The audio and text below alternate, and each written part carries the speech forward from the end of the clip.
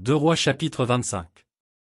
La 9e année du règne de Sédécia, le 10e jour du 10e mois, Nebuchadnezzar, roi de Babylone, vint avec toute son armée contre Jérusalem, il campa devant elle, et éleva des retranchements tout autour.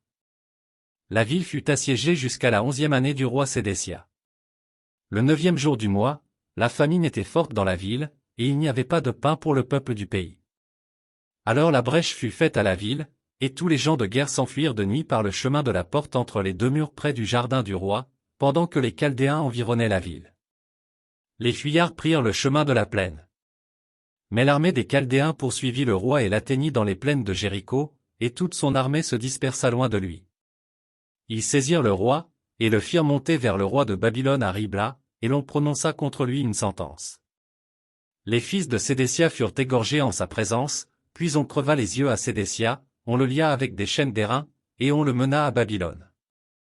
Le 7e jour du 5e mois, c'était la 19e année du règne de Nebuchadnezzar, roi de Babylone, Nebuzaradan, chef des gardes, serviteur du roi de Babylone, entra dans Jérusalem.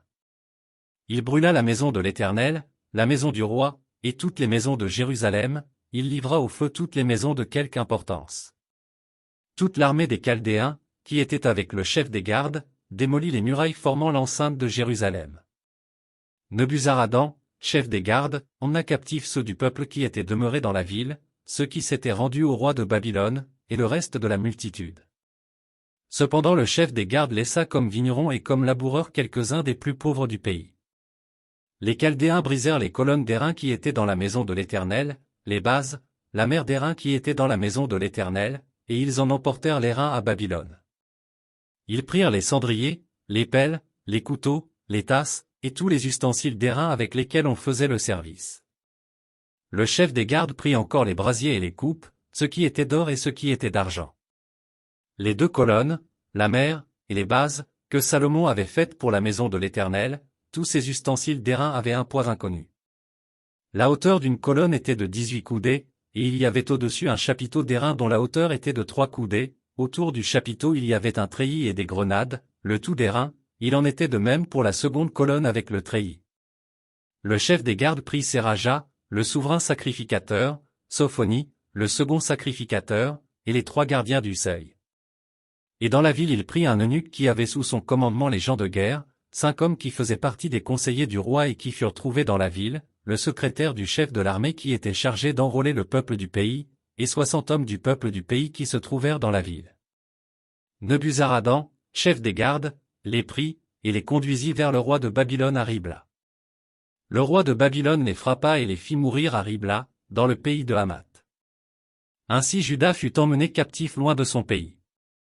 Et Nebuchadnezzar, roi de Babylone, plaça le reste du peuple, qu'il laissa dans le pays de Juda, sous le commandement de Guédalia, fils d'Achikam, fils de Shaphan. Lorsque tous les chefs des troupes eurent appris, eux et leurs hommes, que le roi de Babylone avait établi Guédalia pour gouverneur, ils se rendirent auprès de Guédalia à Mitzpa, savoir Ismaël, fils de Netania, Joshanan, fils de Karéach, Séraja, fils de Tanumet, de Netopha, et Jazania, fils du Macatien, eux et leurs hommes. Guédalia leur jura, à eux et à leurs hommes, et leur dit, ne craignez rien de la part des serviteurs des Chaldéens, demeurez dans le pays, servez le roi de Babylone, et vous vous en trouverez bien. Mais au 7e mois, Ismaël, fils de Netania, fils d'Eliskama, de la race royale, vint, accompagné de 10 hommes, et ils frappèrent mortellement Guédalia, ainsi que les Juifs et les Chaldéens qui étaient avec lui à Mitzpa. Alors tout le peuple, depuis le plus petit jusqu'au plus grand, et les chefs des troupes, se levèrent et s'en allèrent en Égypte, parce qu'ils avaient peur des Chaldéens. La 37e année de la captivité de Joachim, roi de Juda, le 27e jour du 12e mois, Évil-Merodach, roi de Babylone, dans la première année de son règne, releva la tête de Joachim, roi de Juda, et le tira de prison. Il lui parla avec bonté, et il mit son trône au-dessus du trône des rois qui étaient avec lui à Babylone. Il lui fit changer ses vêtements de prison, et Joachim mangea toujours à sa table tout le temps de sa vie. Le roi pourvut constamment à son entretien journalier tout le temps de sa vie.